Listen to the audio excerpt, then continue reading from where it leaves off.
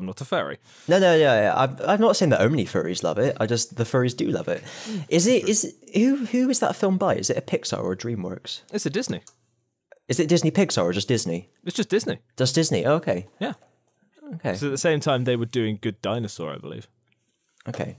Yeah. Yeah. No, I know nothing about that film other than there's I love a rabbit it mainly for the world that it creates. Because you know how like a lot of like animals in the human world kind of thing. It's literally just anthropomorphized animals in a human environment. Yeah. Zootropolis or Zootopia, whatever the fuck you call it, is Dinotopia.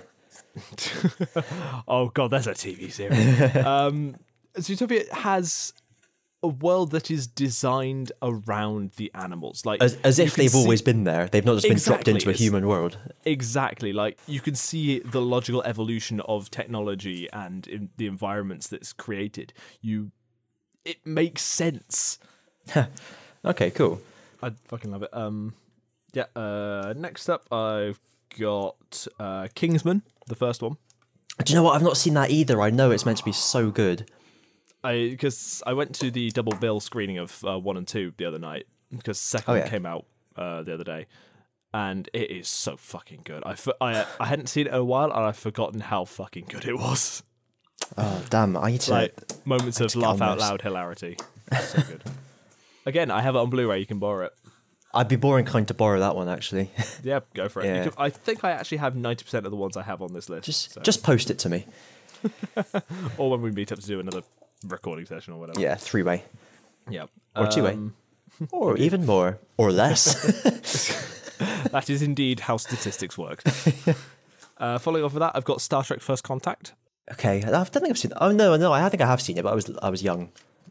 So, like, would you class the Next Generation series of Star Trek films in the same franchise as the original series Star Trek films? No, I don't. I think it would be unfair to do so because mind you, I don't know anything about the production staff. I think if they're all the same people, like the same directors and producers and Oh God, no. Yeah, no. As far I would assume they're like decades apart, aren't they? Pretty much, yeah. In which case, I'll also throw Wrath of Khan in there as well. Okay. Which is an amazing film. I've never seen that one. Oh, so good. But I've seen Star Trek Into the Heart of Darkness, so that's basically the same thing, isn't it? I think that sniff shall say all that it needs to be said. No. You can tell I did it in the stupid voice. I know. On from that is Captain America, the First Avenger. Not seen that one either. Really? No. They're mentioned. I do know that they are. Do you know what? I've got this big infographic of like all the Marvel films and all the. There was something else film, X-Men films as well. They're on my list of things I don't need to catch up with at some point. Because I do like these films, but I just never see any of them. Yeah, and I'm also classing like the Captain America films, the Iron Man films, all of that as its own individual franchise. Okay. Next up, Interstellar. Could we just go back to superhero films a second? Yeah, sure. I did see Logan though, because our cinema club at work went to see it. That's pretty much the only time I go to see films. That was brilliant. Yeah, I mucho enjoyed that, as the girl might say. As a send off to Hugh Jackman as Wolverine, it was brilliant. Yeah, definitely. And like even as someone who'd not watched all the previous X-Men and Wolverine films, like you really felt for him. It was like they did really well at making you think, oh shit. Gotta be honest, seeing the others wouldn't have helped a bit. Cool, that's good to hear. Yeah, the Wolverine trilogy is so fucking weird because they have nothing to do with each other. Oh really? Like nothing. Okay. You got X-Men Origins Wolverine, which we don't fucking talk about. Is that the one with Deadpool in? It had Wade Wilson. Yeah. It didn't fucking have Deadpool. And then you have the Wolverine, which is no. And then you've got Logan. Yeah. They've got nothing to do with each other. That's so weird. Yeah, it was almost like it was enough just to know who Wolverine is. Yeah, you know who Wolverine is. And Xavier and him, the other. That was it, really, wasn't it? Yeah. Yeah. And to be fair, everybody knows who those two are. Yeah. It was a good film. Anyway, sorry. Interstellar. Yes. Have you seen it? Yeah, I have seen that one. That's a cool film. Absolutely. A lot of people give it flack for the ending, but the ending made perfect sense to me, but like I'm I'm one of these people who loves to read up about string theory and higher dimensions and all that kind of stuff. So I don't know if it was just speaking my language or what, but yeah, that's fair. But the bit that I without any spoilers for people who haven't seen it, the bit that sold me on that film was the second docking sequence. I can't really remember the details if I'm honest. So there's the explosion. Okay. Oh Jesus! I need to watch this film again. Yeah, it's after they come back off the ice planet. Okay. After the scuffle, I'm trying to avoid spoilers as much as possible. I mean, I don't want to make you do editing work and bleep out stuff to remind you, but after that bit, where they try and unsuccessfully dock, and then they've got to save the ship. Okay. Yeah. No, that rings a bell. There, rings a bell. No Time for Caution is the track on the album soundtrack. And watching that bit is just it's one of my favorite pieces of cinema. Just like if I had to pick a scene as my favorite scene, it would be that. Okay, it's just beautifully done. I'll have to go back to it. Yeah, I think you're right about people giving it flack because I think a lot of people kind of just sort of thought, oh, the ending was weird and it didn't really resolve itself properly. But it just in terms of what you see on the way. Absolutely. It's not about the ending, it's the friends you make along the way. Absolutely. Which is the worst sex tape I ever saw. Flippin' heck. Oh, and one that I saw, I think it was last year sometime, Kubo and the Two Strings. Oh yeah, I saw that one as well, on your recommendation, no less. Am I right? You are right. Yeah. So I mean, I'm gonna criticize it now. The story was pretty old hat. You could see what was coming a mile away, but it was but like just it was really cool looking film. Like, I kind of get the feeling that it should have been a mini series. Oh yeah, I see what you mean. You know, like just because it got the 3 pieces of armor, it would have been nice to like expand on them a little bit and give it a little bit more depth. Yeah. But for what we had was gorgeous. Yeah, it looks great. The animation was phenomenal. Like that the giant skeleton. Yeah. Which was 15 foot high. I stayed behind to watch the bit over the end credits where they show it in real life, because on your recommendation again. Yeah. The first time I saw that in the cinema, my jaw just dropped at that point. I was like, holy fuck. What was cool about that film as well, correct me if I'm wrong, is that I think it was, even though, like I said, it was quite a simple little story, I think it was something original, wasn't it? It was not like based on anything. And it was quite a cool, original. It was a cool concept. As far as I know, it was completely original, yeah. Yeah. It was good. Nice little film. Recommend. Absolutely. What else have I got on here? Just got to go through like the ones that would give off the most interesting conversation. Harry Potter. Yes. And the Order of the Phoenix. Oh, Order of the Phoenix. The one Harry Potter book that I got bored halfway through and had to leave for half a year and then picked up again later. Yeah. I don't know if I just read it at the wrong time or something. It was a tough fight for me between Order of the Phoenix and Prisoner of Azkaban. Oh, yeah, that's a great one as well. Azkaban, yeah, like I kind of regret putting Order of the Phoenix. I mainly put it on there for the fight at the Ministry at the end. Yeah, that was one area where that is where the films did do it better than the books. Yeah, definitely. That's a really cool scene. But then again, Azkaban is just so nice. It's good fun. And it's time travel, which I love. That was always my favourite book, actually, Azkaban. I say was because I've retconned it. I think this is based mainly on the films. My favourite of the films would be the 4th one, Goblet of Fire.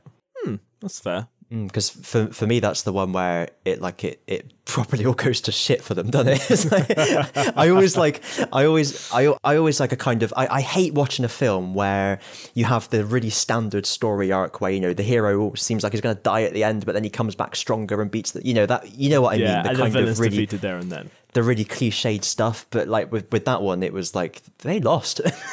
Yeah, they didn't have a good time. They fucked up. Yeah, it was a much more interesting story for that sense. And then you had all the stuff about Mad Eye Moody as well, to stay free of spoilers. Like no one fucking knows what it is already. Yeah, like the bit with the teacher where the thing happens. Yeah. But no, I'd agree. The bit at the end in the Ministry of Magic in Order of the Phoenix is great, and Azkaban is a really cool one as well. Like you say, time travel, what's not to love? And more to the point, Order of the Phoenix also introduced Luna Lovegood as a character. Oh, Luna Lovegood's great. And she is my all-time favourite Harry Potter character because she's fucking amazing. I actually have a Funko Pop of her sitting up there. She's the only Harry Potter Funko Pop I have. I completely agree.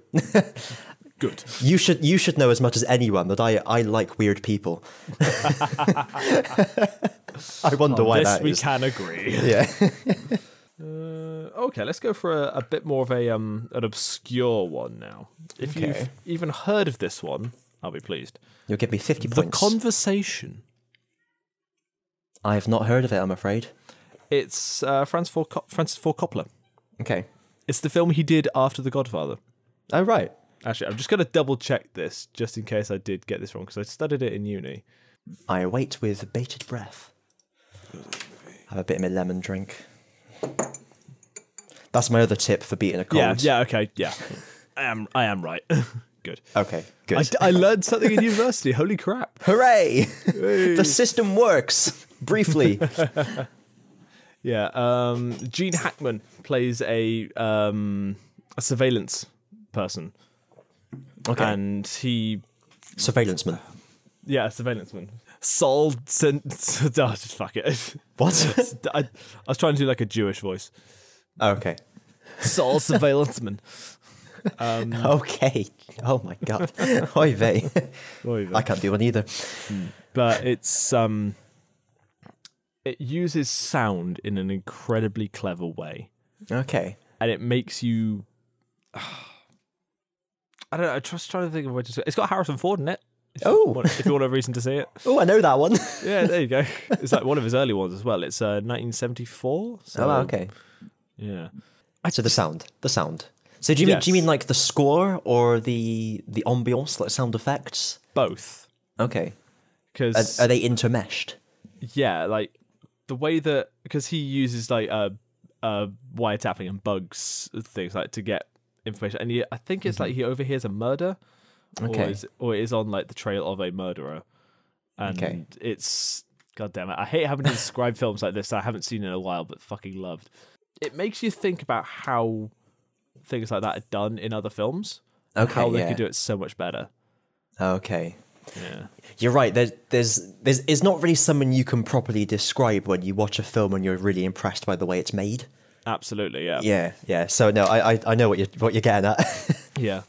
Stemming off of that, Cafe Society. Never heard of that one either. Is it about a cafe? It's Woody Allen.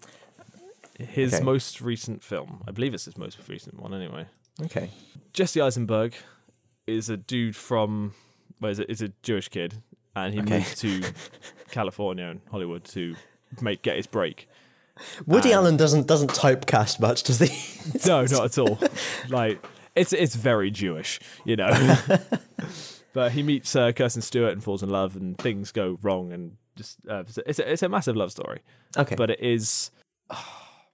It's the same problem. The same. Okay, fair enough. It's one of the few times that after a film was finished and the credits are rolling, and I've just sat in the seat watching the credits go by, and I'm just like, I enjoyed that.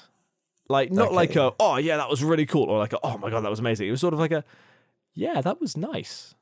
Like, cool, it's beautifully character driven. You know, like there's no action at all. It's all hinges around the characters and the conversations they have and the way everything intertwines. Okay. Oh, it's like a slice of life. Pretty much, but it's actually really funny as well. It's got like Steve Carell in it as well. Okay. Jesse Eisenberg, Steve Carell, Kirsten Stewart is it's pretty good. It's worth watching. Yeah. It's not for everyone. Absolutely, it's not for everyone. But it is one that I fucking love. Okay. Wonderfully chill, I think, is the way I'd describe it. All right. All right. Do you have any more on your list? Oh, my list is fucking long. Oh wow. Can I throw in some of mine? Go for it. Sure. Don't want to steamboat this thing. Okay. Sure. Steamroller. There you go. That's the word. So, I have a top 5, but they're not really in any particular order. Okay. However, I would say that my number 1 favourite film at the moment is probably Hot Fuzz. Yep, that's fair. Which used to be number 2 behind what my current number 2 is. But they swap around. They swap. Yeah, that's why I say no particular order really. But over the years, I've come to enjoy Hot Fuzz more and more than any other film. Fair. So yeah, another one on the list, Monty Python and the Holy Grail. That is actually on my list as well. It's like further down, but yeah. I'm one of these people who, if someone quotes it, I'll turn to them and say, actually, the quote is... Your mother was a hamster and your father smelled of elderberries. Now go away, I shall taunt you a second time.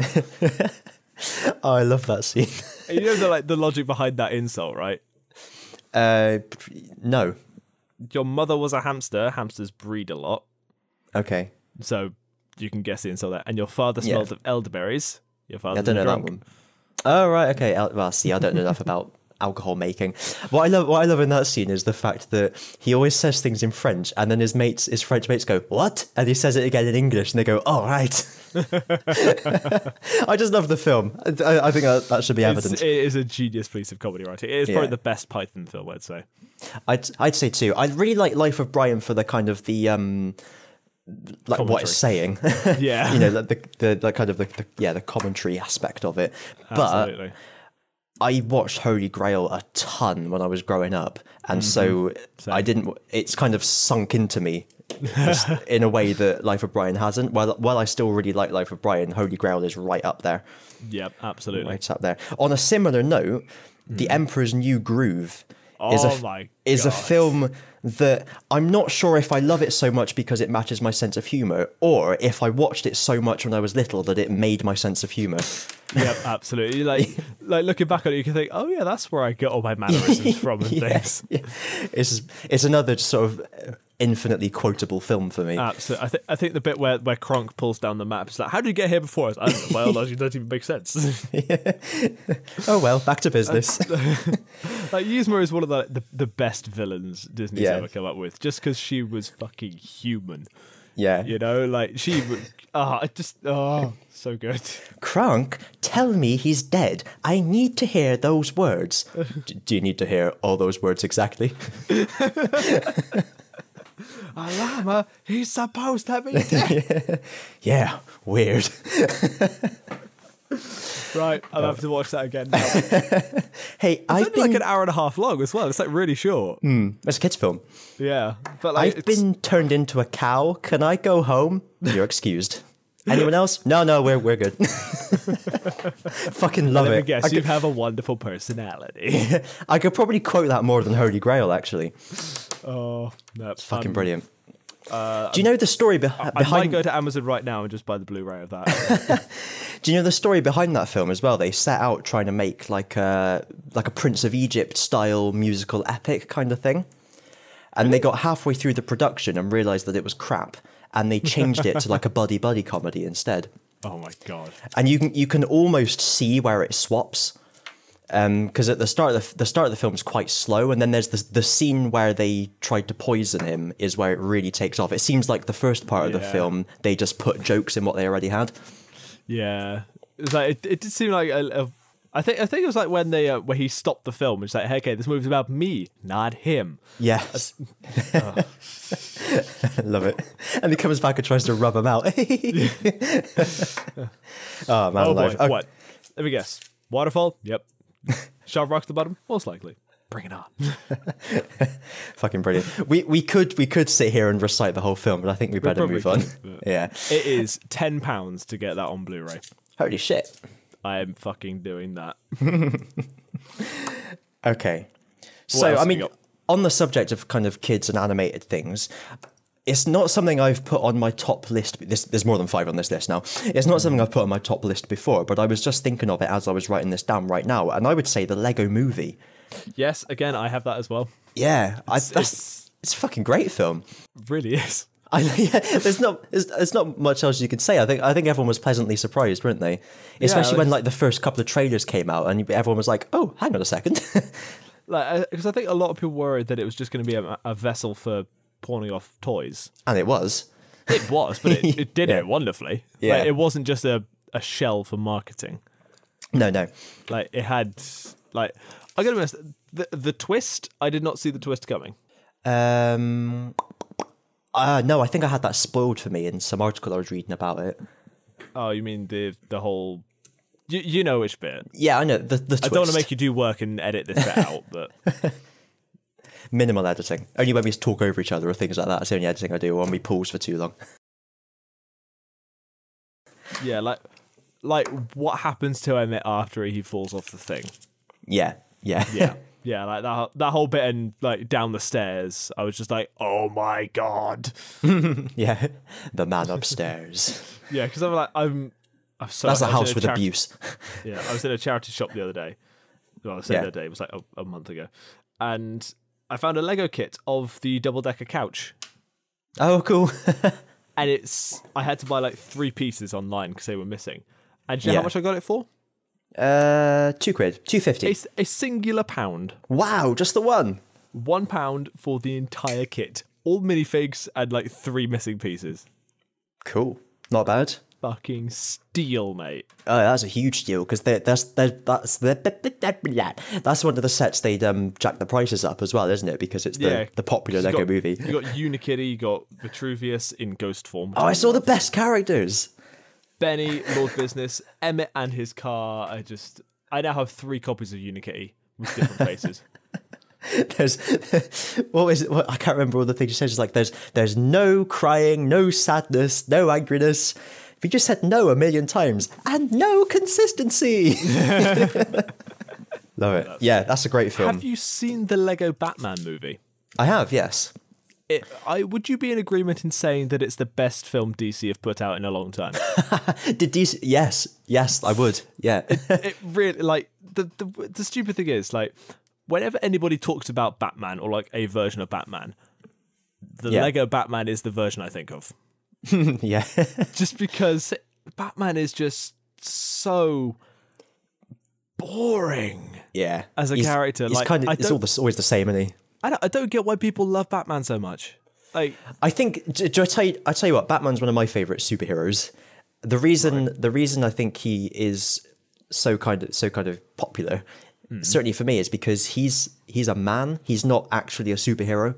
Yeah. And I'll give you that. He's dark and gritty, which speaks to the emo in all of us. Wow. You're hurting me. You're cutting me deep with your words. I might go in there. I just don't get what the big fascination with him is. It's like in like Batman vs Superman. Like Batman technically won, didn't he? I haven't seen that one. I know a bad film when I see it coming. Like, okay, it was bad, but it didn't get anywhere near the flack that it deserved. Okay, fair enough. Like, Wonder Woman was fucking amazing in that. Do you know what? I want to see the Wonder Woman film. Have you seen that? I have. I saw it on midnight release. It is really good. Yeah, I've heard it's because I thought it was just going to be, you know, when they bring out, we've got a film with a strong female character, you think, oh yeah, all right, Hollywood, you know, hurting your head, you're rolling your eyes so much. But yeah, no, I've heard really good things about it, and it made me want to watch it. Yeah, let's not have a repeat of Blood Rain, shall we? Yeah, no, exactly. The Wonder Woman film is actually really good. Probably the second best DC film out in a long time. Yeah, so you were saying that's probably the best. The Lego Batman film is the best one they've put out for a while. And the sad thing is, it's not even as good as the Lego movie. No, it isn't. It's an amazing film, but it's I don't think it was as good. But that's a shocking indictment of DC. Like, the problem is, Will Arnett as Batman is amazing, but I always hear BoJack Horseman. I presume he does the voice of BoJack Horseman. He does, yes. Okay, yeah. Any part that Will Arnett is in, you're BoJack. I can't. No, you're BoJack. Stop it. Go and drink and neigh at something. Because BoJack's a horse. Yeah, I know that. But thanks. Yeah. Right. So I have 2 more films on my list. Okay. First one, Chitty Chitty Bang Bang. Oh, wow. That's that film. Retro one, that isn't it? I fucking love. Do you know what? I say this a lot. There are certain musicals that I love. Chitty Chitty Bang Bang's one of them. There's Mary Poppins, Sound of Music, and The King and I. Those 4, I just love them. Wow. Okay. Yeah. But Chitty Chitty Bang Bang for me is the most quotable. It's the one that I'll always be like, all free today, you know, all that kind of stuff. And I want that car. Cheat. Well, I don't think I've seen Chitty Chitty Bang Bang in at least a decade. I haven't seen it for years, mate. I just fucking love it. Like, I don't want to diminish your choice because, you know, from what I remember, it's a good, fun film. But I know there's something about like early Disney live action ones I just can't like enjoy. Yeah, everyone's different. Oh, absolutely. I can appreciate what it was and what it is. Yeah, it's an impressive film. I remember like a story my mum always, a story my mum says is when she saw it in the cinema. Yeah, it was like, when did it come out originally? Oh, I have no idea. Hang on, are you on the Googles? I'm googling. Okay, Chitty Chitty Bang Bang. 68. 68. Cool. God, I thought it was earlier. I thought it was older than that. No, it's in full Technicolor. Okay.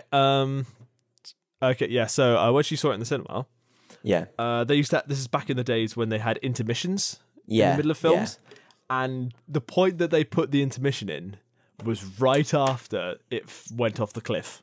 Oh no! It went off the cliff, and that was the interval. That's amazing. That is fucking genius. That is great. Oh. That was one thing. Sorry, slight tangent on that. when I went to see Pirates of the Caribbean at World's End, Yes. they had an interval in that. Oh, wow. Yeah. It was just before... You know the film, right? Obviously. I know of it. Yeah. Have you seen it? I'm not sure. That's not the most recent one, is it? No, that was... this is number 3. Oh, geez, no. I saw bits and bobs of it on the TV once when it was on. And I was like, what the fuck is this? Yeah, right. So, for a bit of context, they've gone to... They're summoning all the pirate lords together in a giant meeting. Yes, I've seen that bit, yeah. There's a bit where Barbossa goes, "There has not been a meeting like this in our lifetime." And then Jack goes, "And I owe them all money." Funny line. And then it cuts to like a panning shot going into the pirate cove. Okay. The interval was after Jack said that line in the middle of a music cue. So like the music starts to swell, and then there's the interval, and then it comes back in the middle of that crescendo. All I can think of is the intermission in Holy Grail. It's the... To be honest, Holy Grail made more sense with that. Yeah.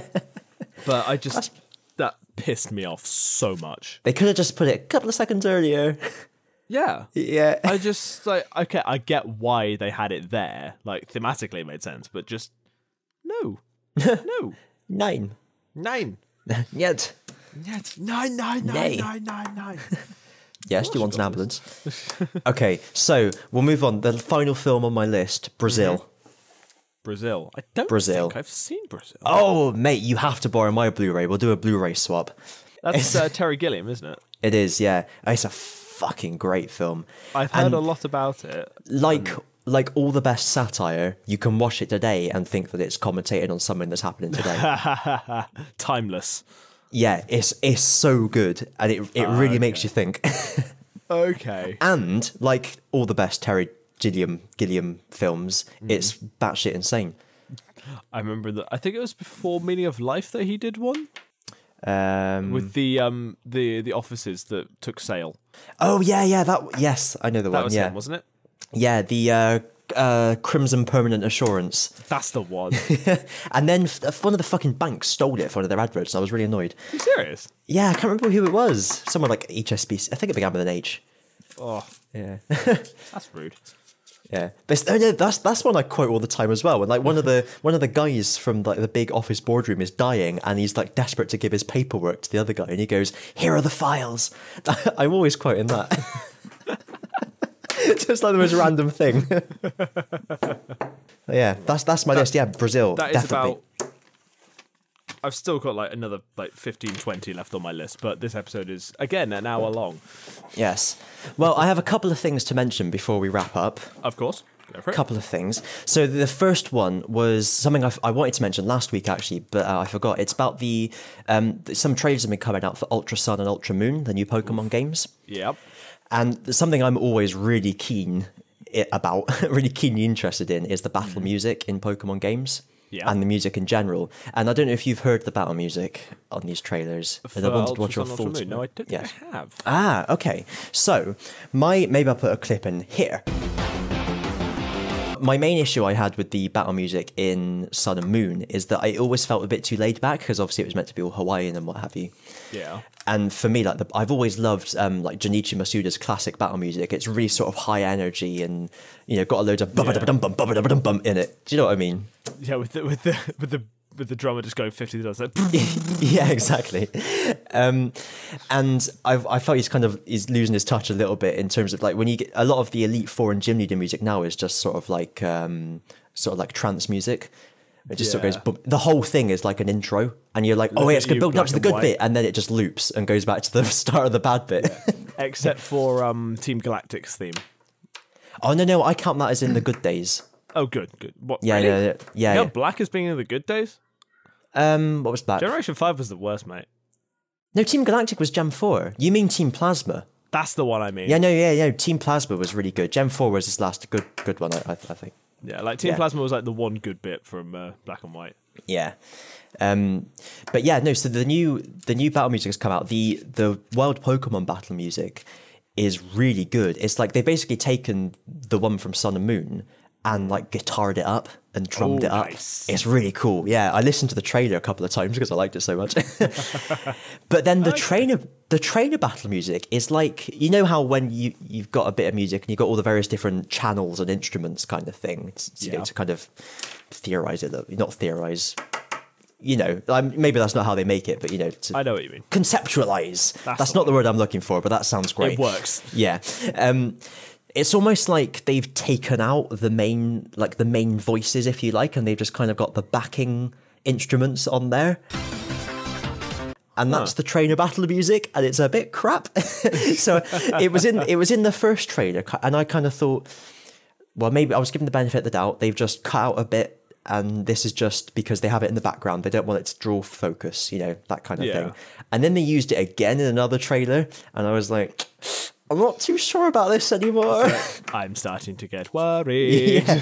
Yeah. So I'm going to have to make sure I try to avoid all the trainer battles and just run through each patch of grass 50 times. But you get more XP for doing trainer battles. You do. That's going to be my conundrum for many a year. It'll take me 3 years to finish the next ones. Yeah. Yeah. Okay, so yeah, that was my thought on that. I just wanted to throw that out there. Fair. The other thing was someone I just wanted to get off my chest, right? Okay. And I meant to do some preparation for this, but I forgot. Okay, so in my job, I sometimes have to ring people up and speak to them, and sometimes the person I want to speak to is not there. Okay. Right. You're already doing way better than me by being able to call other people, so, you know, good job. Yeah. So this happened to me a couple of weeks ago, and I just remembered it the other day, where I rang this person and said, "Oh, she's working from home today, but if you call your mobile, she'll be able to help you, and this is a mobile number. So I don't know if you want to grab a piece of paper and a pen and try and take down this mobile number. Readers, feel free to play along at home. Let me just write down like a fake Ofcom number." Hang on a second. Brilliant. Okay. So you want to call this lady, Rich. Her number is 07 07 90 90 0972 And if you give her a call, she'll be able to... 4. Do you notice anything wrong about that?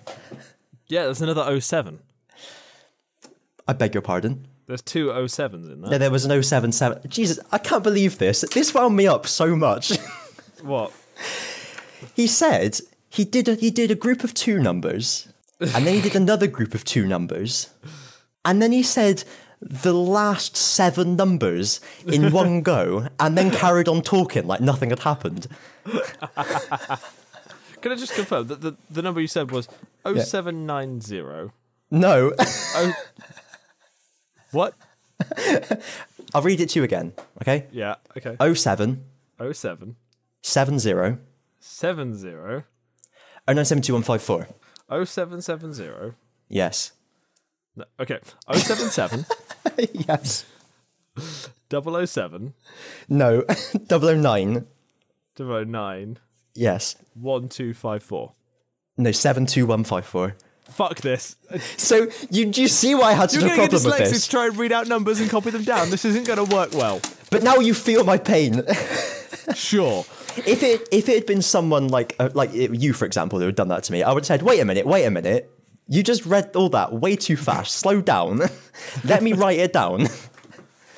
Clearly, I wouldn't have got the number right at all. You said 0770 and I heard 0790. What the fuck? Oh, Jesus. You know what I did? I got the 7 and the 9 round the wrong way. You did? Damn, that's a genetic family failing, that is. I get that from my dad and my grandfather. Oh. Yeah. Okay. That's weird, that. I didn't realise you could pass that down in genes. Shut up. It's like number dyslexia or whatever it is. Yeah, dyscalculia. That's the one. Yeah. I was giving it dyspraxia, but that's not that. No, that's about coordination and things like that. No, I got that as well then. Yeah. Okay, so the final thing, someone that I'm really chuffed about. Right. Okay, I'm going to give you a short sound effect now, like a Foley sound. I hope you can hear it. All right. What do you think this sounds like? I heard metal hitting something. Yes. And what sounded like a cloth bag. Oh. Okay. Let me give you another. It was rather quiet. Yeah, it's quite noise, unfortunately. Hang on. About that. But I see previous answer. I don't know what. Okay. Well, Are you going to put a picture of this up on the... Maybe. Right. Being as I am a massive nerd and history buff and fan of all things historical and what have you, I thought it was about time I got myself a sword. Are you fucking kidding me right I'm 100% serious. You have a fucking sword. I have a fucking sword.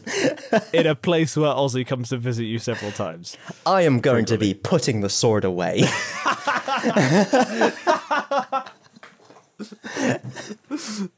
Ozzy, be listening, no offense. But yeah, I'm really chuffed about this. What kind of sword is it? It's a hand and a half, but I think I've got very small hands because I can fit both of my hands on there. A falchion, rapier, long sword, short sword. Hand and a half. Is it curved? No. Okay, it's not a scimitar. No. It's basically the idea with a hand and a half is you can use it one-handed, but there is room for you to hold the hilt, and the idea is your hand kind of goes half on the hilt, half on the pommel. That's why it's hand and a half. Oh, okay. So if you were like a fighty man in the medieval times, you could then kind of use the extra hand for leverage, but the sword wouldn't be so big as to. It's not like a great sword. It's not that kind of unwieldy. Oh, one of those. Okay. Yeah. So, you probably know it best as Longclaw. Longclaw is a hand and a half. This isn't a replica of that, though. It's just a generic one. Because if you buy a replica, they're like £400. I mean, I searched hand and a half sword in Google, and it came up with long sword. So there you go. Well, there you go. So maybe maybe it's a subset of long swordry. Because ice is a great sword. Yeah. Yeah. Ice is a big. Oh, it's a bastard sword. Yeah, that's the alternate name. Yeah. Which is wonderfully appropriate for Jon Snow. Yes, and for myself. My parents were not married. Oh, well, there we go. Yes. So yeah, when the inevitable decline of civilization comes, you come running to me because I'll skewer your enemies. Oh, I can get a trading sword for £35. Ooh. So yeah, so Cold steel. Cold Steel, the hedgehog. Oh, dude, you're tempting me to get a fucking sword. It's great. I'm supposed to be saving for a house, and I have like bills to pay. I don't need to have a fucking sword on my wall. Or do you? I mean, obviously, yes, I do, but it's kind of low down on the list of priorities, you know? In my world, this was number one. Oh, good God. So yeah, baked beans for tea tonight. And yeah. But at least you can open the can with your sword. Oh yes. It's all coming together. See, totally worth it. Who needs a can opener? And you never have to open letters again with your own hands. Oh my God. I'm doing it right now. I have an unopened letter here. Oh, let's get a good Foley effect on this. Where is my webcam cable? There he is. Whoops. Oh, I just heard that clang. That's a good clang, that is. I just clanged the radiator. Next time I need to bleed the radiator, I'll just attack it. Just stab it. Right, okay. I mean, I've got a craft knife here. Does that work? Like, I've got a is it fucking X-Acto knife? That's about probably as close as I can get. And all the wonderful people at home can see my setup with the headphones that are too uncomfortable, which means I have to wear a woolen sock under the headband. All right, I'm opening the letter.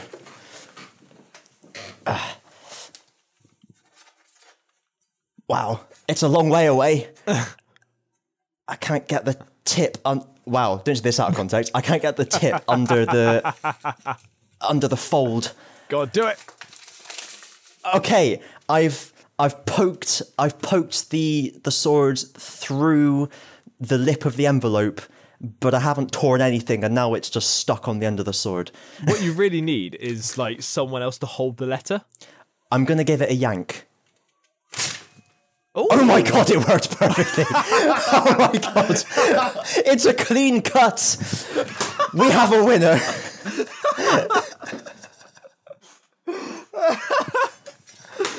Oh my God, that is fucking incredible. Money and on well that bombshell. spent. And on that bombshell, it is time to end. Absolutely. I think, unless you have anything else to say. I don't know. That was. I think anything else on top of that would just be gilding the lily somewhat. Yes. So on that note, go away. Goodbye. Oh, you ruined it.